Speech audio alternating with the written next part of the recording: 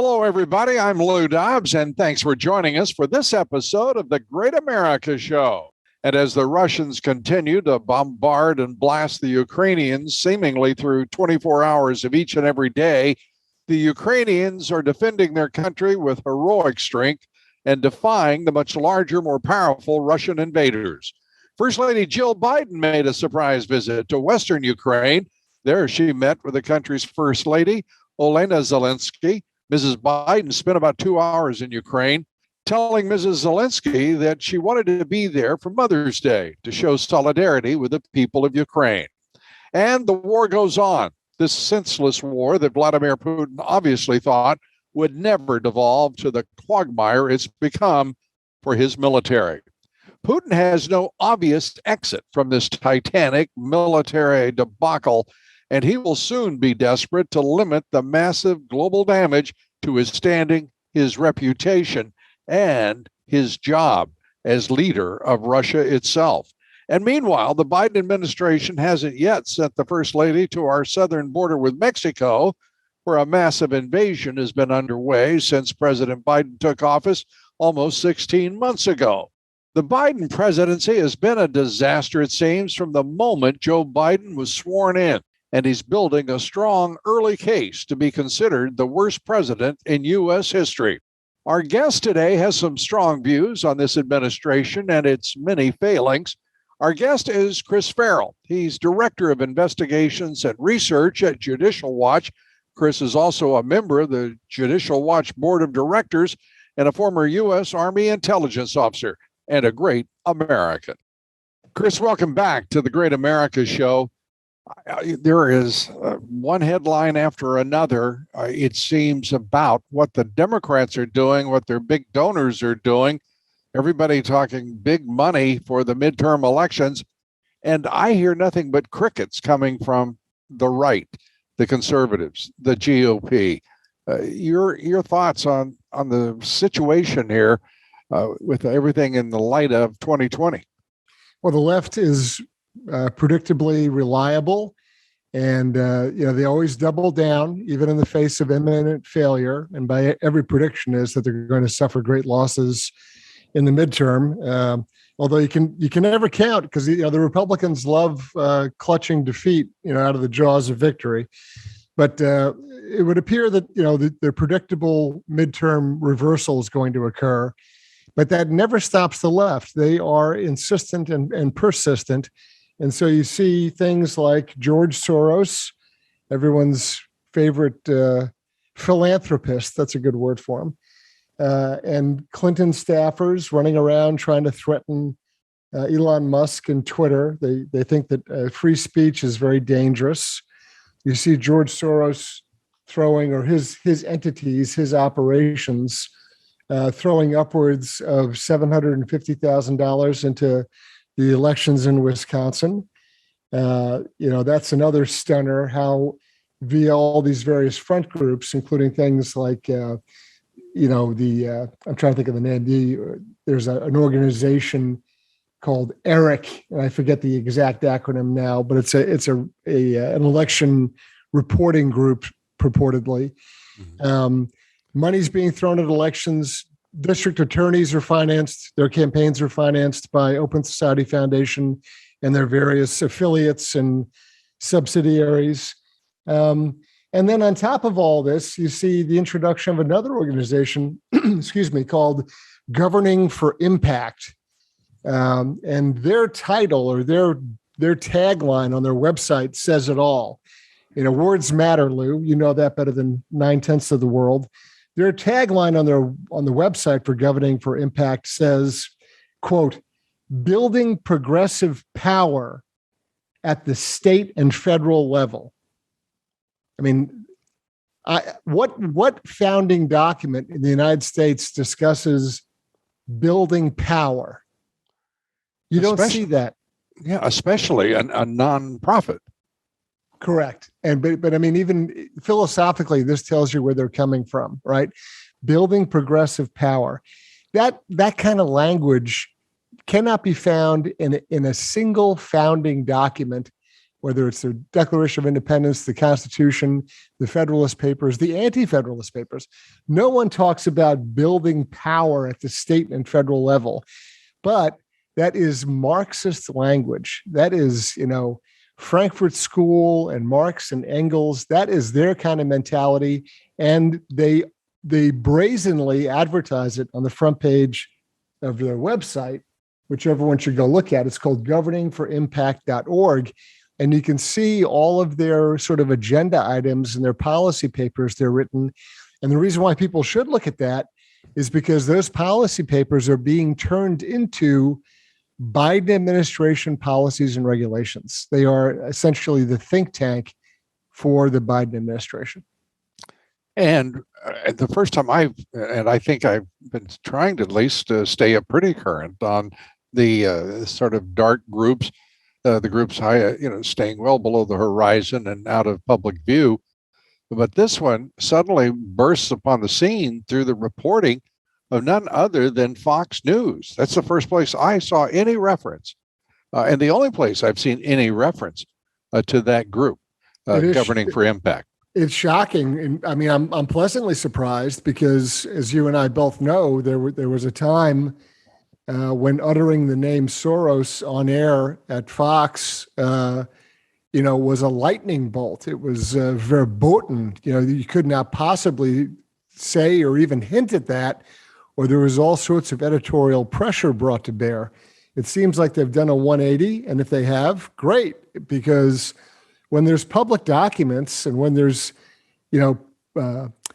websites and publicly filed records and documents that are available online, why can't you talk about it? Why is that suddenly? And there was a day, as you well know, that was forbidden. But now they're talking about it, so hooray! Yeah, as a matter of fact, what Chris is referring to is his exclusion from Fox as a result of mentioning the name George Soros on my show at that time, and the response was quick, and I have to say it was unpleasant, not only for Chris and for me, but it was an unpleasant moment, I think, for the network, and I'm glad that they have moved beyond that at this point, if indeed they have. But the fact that, I think just to contextualize that, sure. The question you had asked me was based upon my return from Guatemala, where I had marched along the road with the caravanners heading north out of Honduras through Guatemala. I was fortunate that a colleague and friend of mine was the intelligence chief of Guatemala, and he had invited me down. And I jokingly say that rather than being in a studio in New York or Washington, I went out and committed an act of journalism. I actually went on the ground with the caravanners. I interviewed the president of Guatemala for 3 hours. I brought along a former colleague, Sarah Carter, who was obviously a contributor at Fox News. I brought along my own reporter, Irene Garcia. Those two ladies are native Spanish linguists. I am not. And we spent 5 days down there. I came back, went into the studio to talk with you, and you had asked me what the Guatemalan president had said about who he thought was behind the caravans. And I truthfully reported that the president of Guatemala thought that it was Soros. And he went on from there to describe why and how he thought it was Soros. And that, for reporting for reporting on what the president of Guatemala and other senior leaders told me what they thought about the caravans and the connections to Soros, that was a forbidden thing. That made everybody at Fox Business, jump out of windows. Well, it certainly did. And as I've expressed to you every moment since then, my deepest regrets that it occurred and the harm it did you. Actually, I think the integrity of the network to do something like that. But there it is. And now we have a changed circumstance. And clearly they're talking about George Soros now. Yeah, and I have Katie Pavlich, a contributor from Town Hall to Fox News, talking with John Roberts about it, as they say, in the clear. Yeah, and so these things shift, and this is a positive one. Yeah, and I've always sincerely appreciated all of your help and support through all of this. And likewise, I am pleased to see that Katie Pavlich and John Roberts have been able to have a discussion about facts and documents and records and things that are publicly available on the internet about, who's doing what to who and where the money's going and all those sorts of things. Well, as you mentioned, George Soros putting $750,000 into the Wisconsin midterms. And as far as I know, there is no Republican equivalent of George Soros, let alone other donors that are putting in Mark Zuckerberg, for example, the money that he is throwing around Silicon Valley, Wall Street, the money that they are pouring into the Republican, the Democrat races. And I don't know of a single dime that's been spent. And I'd love to be corrected on this because I'd love to be wrong.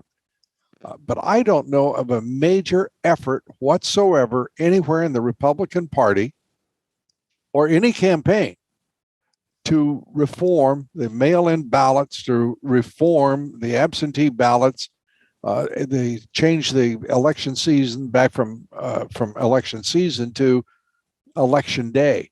It's preposterous how little we have heard from the Republicans, and they're taking a great deal for granted with all of this talk of a wave election. I believe there is the impetus for that, but I also know that a lot of things happened in 2020 that there's been no reform, meaningful reform of it at all. Correct. At the national level, the so-called leadership, McCarthy and McConnell, have essentially accepted and bought into the lie that this was the most secure election in American history, that there were no irregularities, that there were no attempts at gamesmanship or manipulation, that somehow Zuckerberg pouring hundreds of millions of dollars into Wisconsin, that there was no effect. There was no outcome, no change of anything. Just at face value, you have to say, if anybody poured any amount like that, hundreds of millions of dollars into one state, it would have to have an impact. Or guess what? A very wealthy businessman wouldn't spend that many hundreds of millions of dollars for nothing. That's the point, right? He wants to get an outcome, then that's his investment. So the leadership, McConnell, McCarthy, and others have essentially accepted the big lie. And everyone is, if you raise questions, and I'm not talking about use of the F word, right? Fraud. I'm always cautious about that because fraud has an actual real hard legal meaning. And so I am always, what I want to talk about are election irregularities. I want to talk about weird vote swings. I want to talk about ballots that are counted or not counted, ballots that suddenly show up. Those irregularities all require investigation and documentation. In Wisconsin, they've done it. They've had a legislature chartered an investigation. They had a special counsel investigation. Correct. They had Michael Gableman. Exactly. And that he's a former Wisconsin Supreme Court justice. He's not, some moron. This guy's got decades of experience, and he's gone, and I know you've reported this on your show, he's gone and documented all the weirdness. Okay, well then what do we do about it? You don't see any national leadership from the right, whether it's Republican Party guys or frankly anybody else, stepping up and demanding that these things get fixed systematically. And there's certainly no George Soros or Open Society Foundation or center-right equivalent with the same kind of machinery and apparatus and money advocating in the opposite direction. There's a void. There's nothing. And for there to be nothing is unconscionable. I wish that we could be talking right now about some of the great successes, and we will, the great successes of the Trump endorsements, to talk about where the Republican Party is headed. And I hope the Republican Party is headed in exactly the same direction as Donald J. Trump, because the ignorance of the leaders of the Republican Party is palpable, particularly when you start with Mitch McConnell and you start with Kevin McCarthy. I know the president loves Kevin McCarthy. I don't. I think he is one of the. I truly believe. Yeah, I don't understand why he and does either. I mean, well, I respect the president, but I don't get. I mean, there's a lot of evidence pointing in the other direction. yeah, but I also understand that when you're going into this election, you don't want to do anything if you're President Trump or anyone else, I guess, for that matter. You don't want to get involved in an intramural Yeah, you want to hold distraction. them real close, and and and take it up when you can indeed win.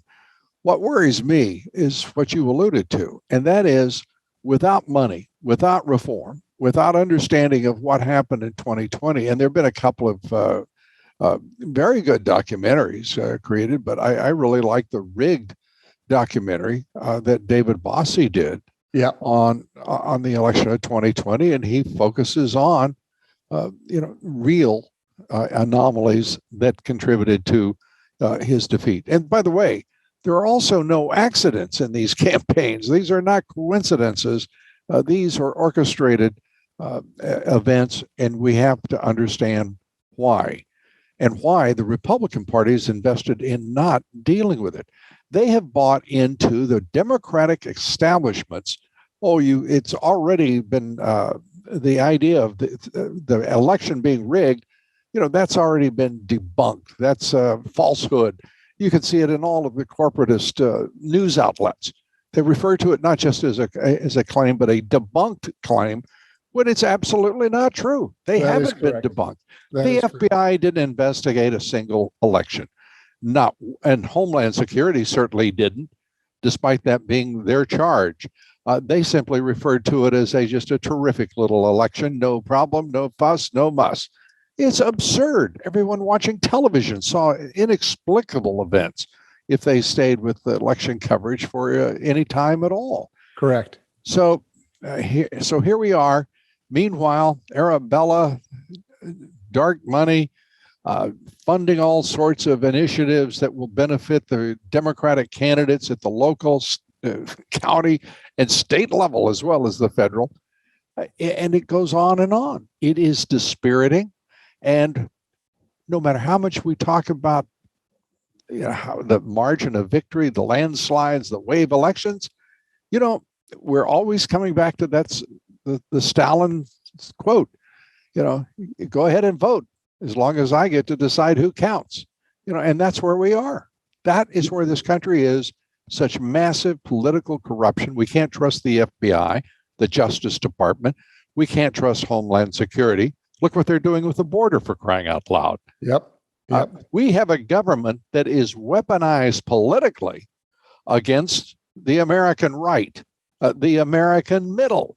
Independents and conservatives and Republicans don't stand a chance right now, given the array of donors, organizations, and individuals who've been put into action already to rig that election. And these so-called leadership, McCarthy, McConnell, others, they are so timid.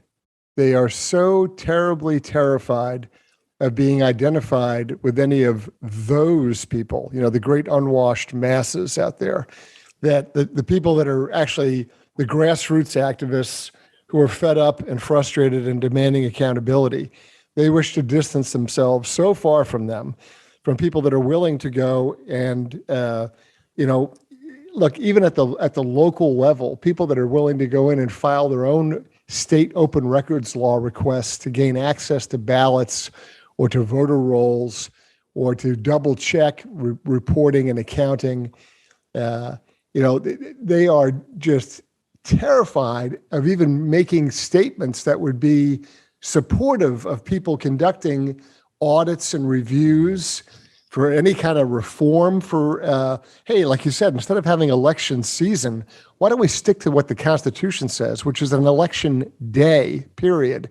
And the whole world knows when it is, and you got lots of time. If you're not available or you're traveling or you're deployed overseas or whatever it is, you have all kinds of opportunities to file your ballot in a timely manner so that it arrives on election day and not turn it into, how many votes do we need to win? Okay, give me another day or two and we'll, a couple of vans will back up to the warehouse and we'll get enough votes, because that's what we're currently experiencing. Well, I don't want to draw an equation between political engagement and testosterone levels. But, when you look at the history and the reporting that's being done on the decline in testosterone in the United States, and by the way, much of the world, it's unexplained. Science is not dealing with it. No one is doing research on it. But the effect here is we have a Republican Party. I think they ought to sort of just check the testosterone levels between the Democrats and the Republicans, because there's something going on here that doesn't make sense. Why the Republicans are so quiescent? Why are the Republicans so passive? When they're being slapped in the teeth, they've just watched an election tear down their candidate, Donald Trump, in full view of television cameras, attorneys, and everything else, and they just sucked air through their teeth. There's something wrong. I'm kidding, of course, about the testosterone stuff, but I mean, it really does make you think, why don't the Republicans even want to understand what happened? In the 2012, Chris, the Republicans famously did that post-action report, the post-mortem called autopsy, appropriately enough, for why they were defeated. We haven't had a similar thing happen after the most historic defeat for the Republican Party, I believe, in history. Yeah, and here's the real. This will inflame and infuriate you more. We're not actually asking anybody to do anything, right? All we're saying is, will you ask questions? Will you conduct an inquiry? Will you document, after the fact, historically, go and arrive at conclusions and facts as to what happened? Step 2 is to figure out how to fix it. But they're afraid to even ask the question to find out what the hell's going on in order to do an assessment of, okay, now that we know how screwed up it is, how do we actually go forward now and put into place measures to correct it? The Republican leadership, and in fact, not even just the party operatives I'm talking about vast numbers of people on the generic center right.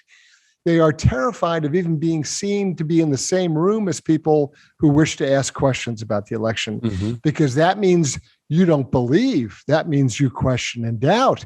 How could you possibly? You mean you don't think that we have the greatest thing since sliced bread? How could you even begin to question this? We've been assured that all is well. Well, and they're afraid of that. Think back to 1960 and that election. John F. Kennedy and Richard M. Nixon. Nixon lost the race by a very narrow margin. I think it was around 100,000 votes, and looked to Cook County for that margin, and also West Virginia. And he chose not to pursue a recount, even though it would have been perfectly rational and within his prerogatives, because, quote unquote, he did not want to cast doubts on the legitimacy of the election. Now think about that view, by the way, became the basis for every politician who wanted to virtue signal after that. I think that there was a little irregularity here between the unions and the votes that were turned out and bought in 1960. But Richard Nixon says, even though it's crooked, rigged, I'm not going to do anything because that'll cast illegitimacy on an election that he said and believed to be illegitimate, illegal, and rigged. So that became the mindset for the establishment for decades to follow, right up to 2020. Yeah, and there's no reason for it. I mean, our democracy is at its best when there's a healthy and vigorous exchange of opposing points of view, not sort of whimpering compliance. And, the problem that we face is that that requires, I'll go back to your testosterone level check reference. That's a good way to describe it. But there's got to be, you have to actually believe in something. Can you imagine that? You have to actually believe in the American ideal and in what you stand for and in what you're willing to advocate. and you have to have courage of your convictions. And those are rare things, very, very rare to actually stand up and say, you know what? No, I'm calling this what it is. He may not like it. We may get very upset for the next 20 minutes as we go back and forth arguing, but I'm not just going to roll over and play dead. And you have to prove something to me. The American people are not mushrooms where you throw crap over them and keep them in the dark. Correct. This is ridiculous. I hate this expression that is taken on currency now. In at least the chattering class, suddenly I'm hearing people talk about, well, only 10% of Americans want to be free, the rest want to be taken care of. And I'm thinking, what elitist son of a gun? And I'm talking about Republicans saying that. How can they get to the point where the GOP, the party of Trump, a populist nationalist figure of historical importance, has this as in his wake, elitism that's that granular and that cynical? Well, I think it's horrible. Yeah, I mean, in my opinion, the best president since Washington. I agree. And the reason why you see this is all kind of like snapback, counter-revolutionary activity that you see, and again, it lines up beautifully with all the worst tenets of sort of the Bolshevik left we have in America, the people that run the Democratic Party. What you see is they're reactionary. Okay, so you're seeing a reactionary response to somebody who actually kicked the door down and turned on the lights and raised the shades and said, hey, this is America. This is where we're living. We need sunlight and fresh air. We need we need to return to our founding principles. And people are just flipping out and going in the opposite direction as hard and fast as they can. I want to give credit to two people, if I can, because in the case of J.D. Vance, who just won the Republican primary in Ohio, I was neutral on him, neutral to Leary, I would say. And he went on Tucker Carlson's show right after he had won. And I mean, he went after the Republican establishment and called them out for their corruption, their absolute perfidy. And I haven't heard that from a single other candidate running, but it was his acknowledgement, truthfully and vigorously, that he has to beat all the Democrats in the general election, but he also has to be very careful watching and forestalling the Republican establishment, because it is a corrupt leadership, and we have to understand that, all of us who consider ourselves Republicans and who support Donald Trump. There's no sense to, and by the way, I'm not going to take anybody's word for anything. Somebody can tell me they really like Mitch McConnell and they really like Kevin McCarthy. That's great. It's America. But I can tell you, neither one of them has ever done a thing that convinces me that they're prepared to be America first leaders and to be committed to this country and its greatness and its people. I agree with you, and I'm curious to learn your second shout out. The first one's J.D. Vance for kind of and I didn't know, Frank, other than the book he wrote, Hillbilly Elegy. I was not deeply immersed in the mechanics of Ohio Republican politics as far as who's who and what's what. I knew that President Trump had endorsed him. I knew that some people were pulling their hair out of their heads over that. Others were sort of indifferent. But I'm reassured by what you said that, with regard to him explaining the struggle with the sort of the entrenched Republican establishment. That's actually a good sign.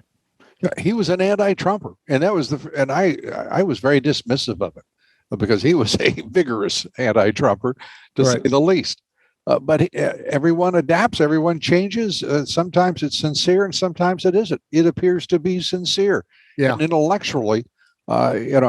he's saying the right things. He is reacting as I would want. And maybe that's what a good politician does. I'm not going to credit him yet with sincerity, but I do credit him with the right statement and the right direction as a public leader. And I think I've got very high hopes for him. Now, the other person I want to credit is Elon Musk, who is, as soon as we saw these 6 nonprofits, NGOs, and, these scurrilous advocacy groups signing a letter to attack the world's richest man. Now, think about that. And what did they want to complain about? The fact of the matter is they don't want anyone advertising on Twitter. And they identified the weakness of Twitter immediately and the dependency that could grow up there. And Elon Musk point blank said sunshine is a great disinfectant. Let's get some transparency about who these groups are, what they're doing, and he again committed to unfettered free speech. And he's right. And he's the only businessman I know who's standing up and saying, we must stop this. We must end it now. And he put $44 billion, not all of his money, but a lot of it. And immediately he has some to spare. But the point is he's investing and putting himself at risk for the right reasons and for the right people. That is the American middle class, the American working man and woman and their families, the Americans who make this country work, because that's where the American dream resides. I'm just so proud of him because he could be doing lots of things, but taking on the establishments of both parties and demanding free speech for all is that's the way to my heart, I'll tell you. Well, all you got to do is look at anyone that advocates against free speech, and then you see their really pained, excruciating explanations of how they want to cultivate an ecosystem of awareness, and it's all this mush mouth, double talk, phony compassion for the disenfranchised, underserved internet community people. I don't even know what the heck they're talking about. I mean, anybody with a cell phone can post or say anything they please. So the notion that somehow there's this elitist access to the internet is just preposterous. And the idea that the American public is so stupid, is so uncultured, so idiotic that they're not able to read something and discern for themselves whether it's real or fake, or whether they like it or they don't, or they support it or they believe in it or they buy it or they don't. I mean, this is the elite of the elite of the elite warning us that, once again, the great unwashed masses, all of those people. Are you talking about Barack Obama? Yeah, exactly. Are you talking exactly? Okay. I mean, well, let's say let's use this free speech. The man was scurrilous. His statements about freedom of speech and the necessity to control thought and words are absolutely disgusting. And anyone who believes in this country should be absolutely sickened at what he said and the way in which he said it. And within a week, the next thing, Joe Biden, representing the third term of Barack Obama, comes out to create the Ministry of Truth. The Disinformation Governance Board. You couldn't. How Orwellian do you want to be? Because that's just about at least the penultimate, if not the ultimate, in that language. The opposite of what it is. And I love this too, Chris. They said it was Disinformation Governance Board. Purpose to stop misinformation. So why didn't they call it the Misinformation? And it's just these are geniuses. They are abject geniuses.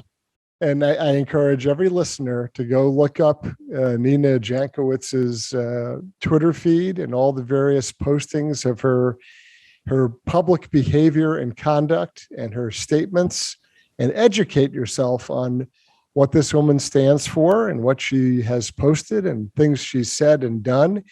And, inform your intellect about who this person is who's been put in charge. And then once you've done that, contemplate what sort of people would select her to be in charge of this governance board. Marxist leftists. The Marxist leftists of the of the Biden administration and the cabal that pulls the strings of this puppet president. But Jake, she is, first of all, she's quite a deal. You're being very generous. She peddled. I'm sorry. I said you're being very generous. I am. I really am. But she peddled the laptop, the Hunter Biden laptop, as Russian disinformation. All right. I mean, that's sort of for openers. She peddled the Steele dossier as real and not, not a caricature emanating and originating in the Hillary Clinton campaign and the Democratic National Committee.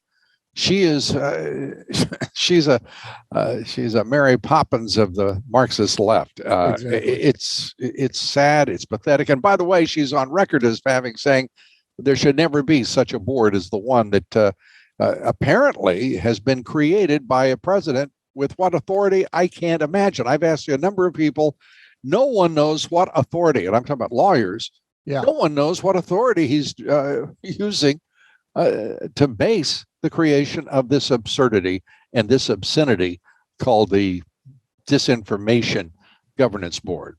Well, you can rest assured that we have sent a barrage of open records requests to our illustrious Department of Homeland Security, seeking all the records and documents that form the foundation for the decision to create that thing. And we will have a trove of emails and policy papers and all sorts of interesting and amusing things to read about her, about Mayorkas, about who was pushing this. Because evidently, I think it was Daily Mail, you have to go to a foreign paper to learn anything about the United States. By the way, I want to say this about the Daily Mail. It's my day for shout outs. That news organization is embarrassing the American news media. Amen. The American corporate media. They are running laps around these corporatists. They need to get a little change in focus and perhaps follow the energy and the integrity of the Daily Mail. The Daily Mail reporters actually answer all the basic interrogatives in every story, if you can imagine that. Who, what, when, where, how, and why. And they often have photos and PDFs of records and documents in their stories. Imagine that. Yeah. I agree with you. You have to read a foreign paper to find out what's going on in the United States. But, the amount of documentation behind what was done to create this thing and the incentives and the suggestions and who was kind of pushing from the outside, we will get all the records and documents about that. And if they don't give them to us, we'll sue them and we'll compel them by court order to produce them. So the gruesome little details will come out. Yeah, and Judicial Watch does an amazing job, and we both compliment you and thank you. But let's be straightforward about this. It won't be soon, and it won't be in time for the midterms, and hopefully it will be in time for 2024. You are correct. The wheels grind slowly. Well, we shouldn't tolerate a judiciary or a government that operates like it's 1830 instead of 2022. It's ignorance. I mean, to think about what the Supreme Court is doing. They take 100 cases, chew on it for a while, go out and have a Chardonnay, come back. I mean, really, this is the way in which the Supreme Court is supposed to work. This is justice streaking through the great American Republic. I don't think so. Yeah. Speaking of the Supreme, I'm sorry. Go ahead. Yeah, no, I was going to say a lot of people don't realize that there's probably 10,000 appeals, the writs of certiorari, sent to the Supreme Court every year, and they cherry pick the anywhere between 60 and 80 normally cases that they decide that they're going to review. Most Americans don't realize that. They think that it's some process where, hey, you'll hear people say ignorantly, I'm taking this to the Supreme Court. Okay, great. That's not how it works. They get about 10,000 applications every year, and the justices themselves decide which cases they're going to hear or not. And the overwhelming majority, go right in the garbage pail. They're never even reviewed. Yeah. And I'm still so disgusted by Chief Justice John Roberts. It's hard for me to contain myself because he's the one who said there are no Obama judges. There are no Bush judges. What a lie. It was a lie on its face. and a lie that just reduced him to a caricature, and by the way, a partisan caricature in what he was saying. The Supreme Court leak, Chris, I think it's the work of the left. I don't know which. I don't know which justice, but Adam Schiff saying that finding the leaker isn't important gives me a clue. How about you? Exactly. I mean, this is my guess is we're going to find out that it's a clerk from, I don't know, Sotomayor's or Breyer's, or I mean, it's going to be the circle of knowledgeability, the circle of access of people who would have had the ability to get their hands on that draft is very, very small. So my guess is the marshal of the Supreme Court, who I think is a retired Army colonel, I mean, they should have been able to knock this out in about 20 minutes, frankly. But nonetheless, they'll go and do their interviews. I also would imagine that there's a bunch of other Supreme Court clerks, and they're all attorneys, right, working for the justices. A lot of them, they don't think it's very funny, and they want to see this person, get nailed for it. So I expect that we're going to find out in pretty quick order who did it. I would just suggest a couple of things about that, Chris. One is I don't think it would be a right-wing clerk, because the right-wing clerk would know that he or she was done if they were found out. Whereas if you're a liberal clerk, you will be covered by the party. Perhaps, you spend 2 years on all expenses paid vacations by leaking this and ginning up the base for the Marxist left party. I think, frankly, Roberts is not out of contention either here, because you recall back when in Obamacare, there was a leak. There was a leak that he was going to vote conservative, and there was such public outrage. And we were seeing, by the way, I think just an echo of that precise moment. And it's apparently convinced him to change his vote, and that's why that backlash. Public backlash. And that's the reason he went with the liberals. And by the way, there's another part of that people miss sometimes. They never found the leaker of that story. Never. Well, if you don't look for them, you can't find them. That's part of the trick, right? Well, I'm assured that they were looking hard. Right. So well, whoever did this one, as you pointed out, they, from the left, they will be awarded their, Order of Lenin, and then they will go on and head up some NGO for a few years, and then circle back in, and 2, 3, 4 administrations down the road, they'll be the Attorney General or running for president. Right. Sometimes that works out that way. Fences are being put up all around the Supreme Court. Left-wing groups are calling not for calm and reason. They're calling for protests and demonstrations. We see Antifa already in 2 cities, Portland and Los Angeles, reacting violently. And by the way, of course, no arrests or prosecutions.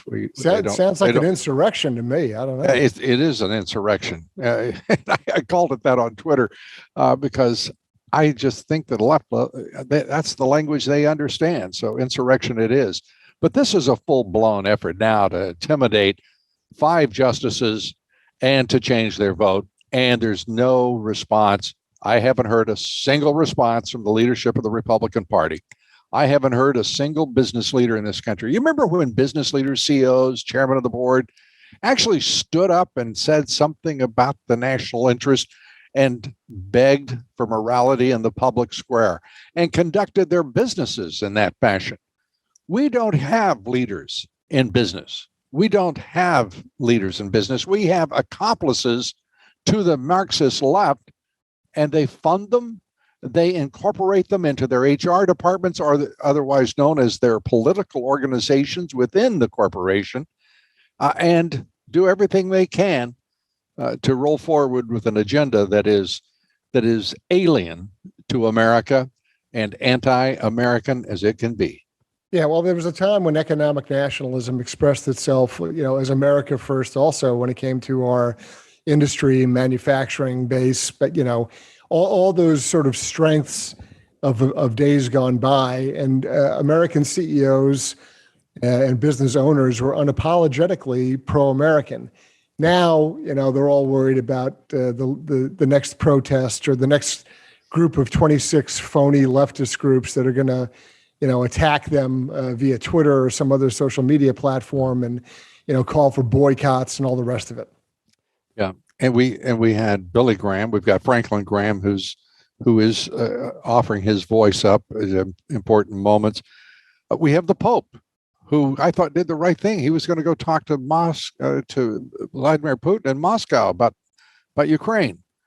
But then just yesterday, he decided to announce that perhaps the reason Putin had invaded Ukraine, and I'm reducing this to its essence, maybe was he used the expression barking at the border of Russia. And so the Pope is probably out as a honest broker and a leader for peace.